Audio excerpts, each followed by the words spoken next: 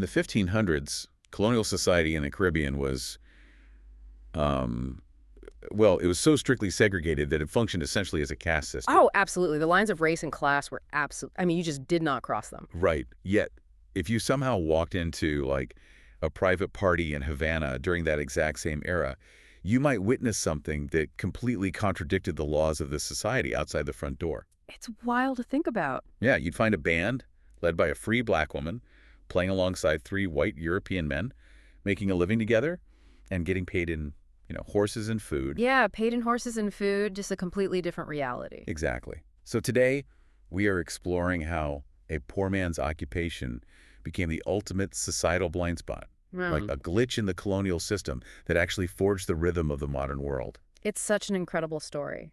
It really is. We are taking a deep dive into Fernando Ortiz's landmark text, Cuban Counterpoint, the guitar and the drum. And our mission for this deep dive is to trace how the Spanish guitar and the African drum were violently thrown onto a single island and, well, how their collision completely bypassed centuries of rigid racial borders. So to really grasp the scale of this collision, we have to look at the cultural void that existed on the island of Cuba at the time. A massive void, yeah. Right, because the indigenous population, the Indo-Cubans, had been nearly wiped out by that initial wave of colonization. Their culture was essentially reduced to archaeological remnants, unfortunately. It was just a blank slate for the colonizers. Exactly. And into that massive vacuum, the Spanish colonizers imported their entire ideological apparatus. I mean, that meant the Catholic cross, the Spanish language, and crucially for our topic, the guitar. Right, they brought their music with them. Yeah. Mm-hmm. The church held a total monopoly on musical education. In the massive echoing cathedrals of Havana and Santiago de Cuba, you had choir masters like Esteban Salas rigorously training musicians to play highly structured European sacred music. Meanwhile, to power their sugar and tobacco economies, the Spanish were importing enslaved peoples from across the African coast. And into that exact same cultural void, those enslaved populations brought the drum. Yes, the drum. But reading through the source material, it becomes immediately clear that viewing the drum merely as, a musical instrument is a massive Western misunderstanding. Oh, entirely. Right. For the enslaved Africans, the drum was a sacred vessel. I mean, these were literally talking drums. Yay. They were receptacles for the deities, for the ancestors, and really the historical memory of a completely uprooted people. Which brings us to the core thesis of Fernando Ortiz's work. He uses the phrase Cuban counterpoint to describe the merging of these two diametrically opposed worlds. It's such a brilliant framing. It really is. Yeah. And he does this by utilizing a fascinating economic framework. Ortiz essentially maps the entire cultural history of Cuba onto its two dominant crops, so white sugar and dark tobacco. Yeah, and that framework is it's so compelling. I found it so compelling because it's not just poetic, right? It's mechanical. Ortiz argues that white sugar represents the Spanish influence. So it's refined, it requires massive machinery and capital, it's odorless, and it's inherently mechanical in structure. Right, it's an industry. Exactly. Whereas dark tobacco represents the African influence. It's grown in the shade, it's deeply aromatic, it's cultivated by hand, and it's consumed through smoke, which is inherently spiritual and, well, rebellious. Precisely. And he applies that exact same dichotomy directly to the instruments. I mean, the Spanish guitar is the sugar, right? Oh, interesting. Yeah, it's structured, it's melodic, it's heavily formalized by centuries of European notation, but the African drum is the tobacco. Earthy and instinctive. Exactly. Earthy, instinctive, heavily polyrhythmic, and completely untethered from written sheet music. The deep dive we are taking today is really about how those two forces, the sugar and the tobacco, the guitar and the drum, managed to blend in a society that actively tried to keep them apart. Okay, let's unpack this. Because the answer to that actually lies in a historical irony regarding how the colonizers viewed the act of playing music itself. Yeah, the irony here is just massive. Right. The Spanish elite viewed a musician's craft as a poor man's occupation. It was considered unstable, manual labor. They completely looked down on it. They actively despised the work. They labeled it cosa de negros, meaning stuff for black people. And by deciding that music was beneath them, the architects of this rigid racial caste system forgot to police it. They created their own loophole. Exactly. It sounds like music was essentially the ultimate social loophole in colonial society, a VIP pass that bypassed the racial hierarchy. Like a glitch in a video game where the developers simply didn't program the rules of racism into this one specific corner of society because they thought it was too insignificant to matter. But how did that actually look in practice back in the 1500s? Well, that blind spot is exactly what allowed the integration you mentioned at the start of this deep dive. Because the elites didn't care about it, the only metric that actually mattered inside a band was musical merit. If you could play, you could play. Exactly. If you could hold a rhythm, you were in. And that brings us to the story of the Genet sisters, Teodora and Michaela. Right. They were free black Dominican women who settled in Cuba in the 16th century. Michaela forms a band in Havana, and because of this exact societal glitch, she recruits a guitarist from Malaga, a clarinet player from Lisbon, and a bass viola player from Sevilla. A completely integrated working-class band in the 1500s. Making a living together. It's incredible. And the music they produced gives us the first known popular Cuban composition, Son de la Mateadora. Yes. If you look at the mechanics of this song, it is the Cuban counterpoint in action. The foundation of the song is actually a traditional Spanish ballad from Extremadura. Right, it has that European structure. Yeah, it uses the standard 10-line stanza that Spanish kids would hear as lullabies. But the engine driving the song is entirely African. The lyrics literally ask, "Where's Mateadora? She's splitting firewood. With her stick and mandolin, she's splitting firewood." And we know that's not literal. No, splitting firewood, rajar la leña in Spanish, that was street slang for going out dancing. It's a European poetic skeleton animated by an Afro-Cuban rhythmic nervous system. It's brilliant. But we have to ask, like, how that rhythmic nervous system survived the brutal suppression of the colonial authorities. Because the Spanish viewed African customs as savage and, honestly, often diabolical. I wanted to eradicate them completely. Right. So the survival of the rhythm wasn't a result of Spanish tolerance. It was actually a result of Spanish terror. Yeah, they were terrified. Especially after the Haitian Revolution happened right next door. The colonial administration realized they were sitting on a demographic powder keg. They were terrified of a massive rebellion by the enslaved population. Their solution to that fear was basically a calculated release valve. Okay. The authorities decided that to prevent an explosion, they had to permit the enslaved people to play their drums in the African way, but only on certain specific, tightly controlled occasions. Like a pressure release. Exactly. They assumed that by offering this, small distraction, they would placate the population and diminish the threat of insubordination. But instead of providing a distraction, they inadvertently provided a lifeline for cultural survival. The enslaved populations used these permitted moments to organize into cabildos, which were mutual aid societies based on African lineage, like the Congo-Angola or the Arara from Benin. Under the guise of Catholic feast days, these cabildos preserved their myths, their languages, and most importantly for our deep dive, their complex drum patterns. Yes, the music survived within these groups. And when carnival season arrived, these secret societies transformed into comparsas, massive street ensembles, and just spilled out into the open. And when those comparsas hit the street, the music they were playing completely defied Western understanding. I mean, the source material shares this amazing anecdote of Casamichana. Oh, I love this story. Right. He's this 19th century Spanish classical musician in Santiago de Cuba. And he hears this massive street festival and is just captivated. He sits down with his pen and staff paper, determined to transcribe the rhythm. He wants to write it all down. Yes. He attempts to write down the exact notation of what the percussionists are doing, and he fails. Completely. Here's where it gets really interesting. He fails because he's trying to use the wrong mathematical language to solve the problem. Western musical notation is built on a rigid grid. You have time signatures, you have measures, you have bar lines. It's all about straight lines. Yeah, the European brain expects the music to progress linearly. But the percussionists in the street were ignoring bar lines entirely. They were playing instinctive, naked chants over layered percussion. Exactly. It's like a classical chef trying to write down the exact recipe of a complex stew when the street vendor is just throwing ingredients in by pure instinct and feel. It's an acoustic language that simply cannot be contained within the straight lines of a classical European staff. What's fascinating here is how European critics eventually tried to make sense of it.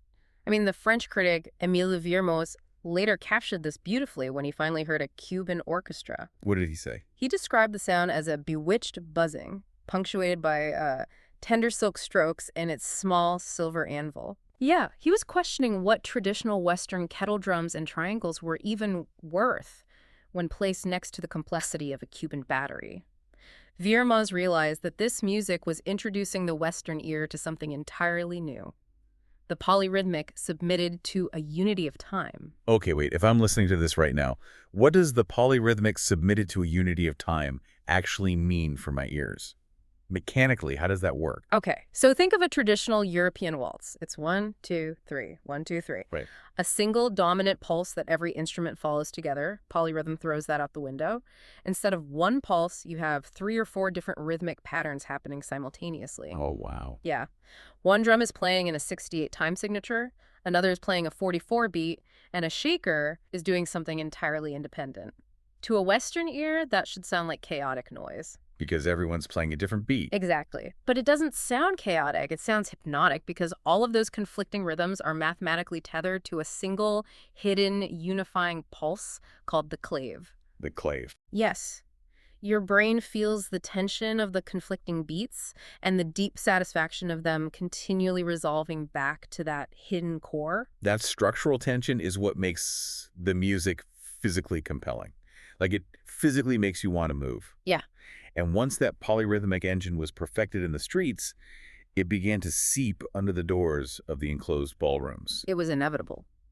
We see this accelerate with the influx of French Haitian immigrants fleeing the revolution in Saint-Domingue. Mm.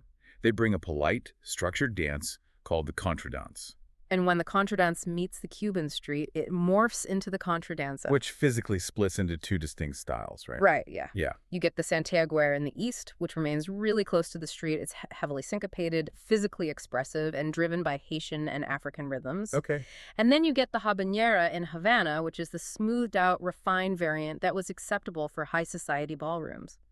The rhythm is still there, absolutely, but the physical expression is restrained for the upper class. And this evolution doesn't stop at the ballroom. It leads directly to the damson, the sun, and eventually the mambo. Yes, all of those. The polyrhythm even manages to infiltrate the most rigid, elite musical structure of all, the classical symphony. I mean, the American composer Louis Moreau Gottschalk, a man heavily entrenched in the European classical tradition. They called him the poet of the piano. He becomes so obsessed with Afro-Cuban sounds that he stages a performance at the Tecon Theater in Havana. This was a huge moment. Yeah, and he does the unthinkable. He brings a black French ensemble and a full battery of African drums right onto the classical concert stage to play alongside the symphony. It was a massive collision of the formal tuxedo and the street cabildo. Gottschalk was essentially packaging the raw, beating heart of the African drum for an audience that had previously only consumed it from a very safe distance. Right. But okay, we need to pause here and look at the actual human reality of this era. Yeah. Because it's incredibly easy to look at Gottschalk bringing drums to the symphony and assume music was this magic eraser for bigotry. Wait, so high society loved the Afro-Cuban sound when a white composer like Gottschalk played it, but what happened when black classical musicians tried to take the stage? If we connect this to the bigger picture, the reality is deeply sobering, and it highlights the strict limits of the societal glitch we discussed earlier. The sources detail the agonizing life of Claudio Brindis de Salas. Yeah, his story is so sad. He was a black Cuban violin virtuoso, widely known as the Black Paganini. His technical mastery was absolute.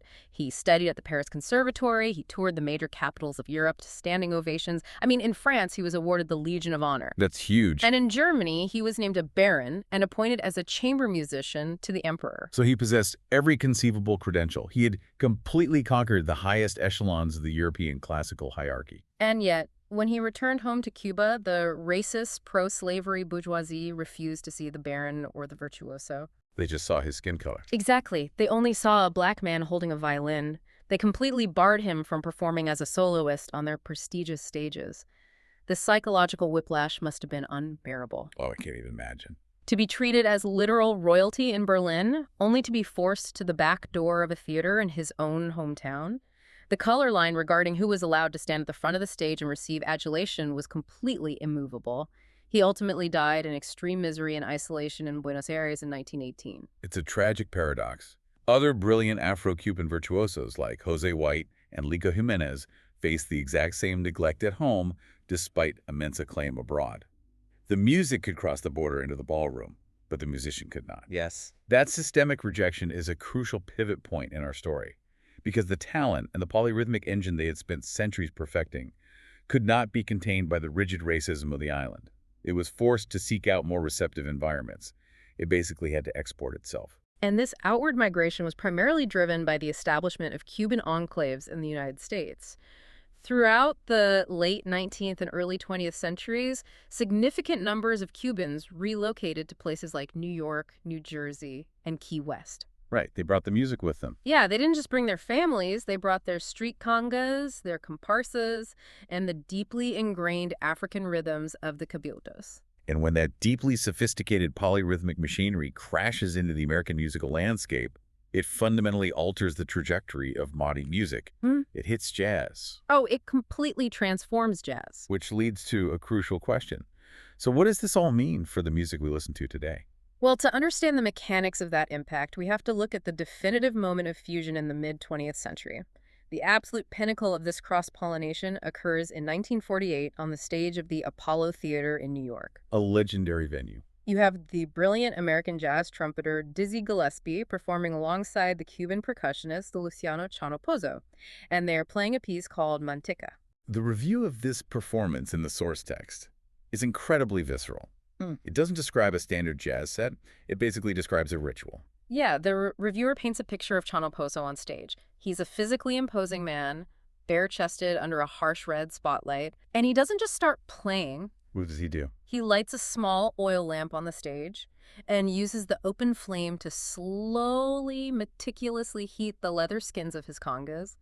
The crowd is just watching this chronometric, agonizingly tense prelude. He is physically tuning the drum with fire. Exactly. And then he unleashes the rhythm. He effectively summons the spirit of the 16th century cabildo right there in Harlem. And from a mechanical perspective, what he was doing on those congas solved a major structural problem for jazz soloists, didn't it? It absolutely did, because before this deep integration of Afro-Cuban polyrhythm, an American jazz soloist was often tethered to a relatively straightforward rhythm section, like a standard 44 walking bass line. A straight bass line is kind of like driving on a straight highway.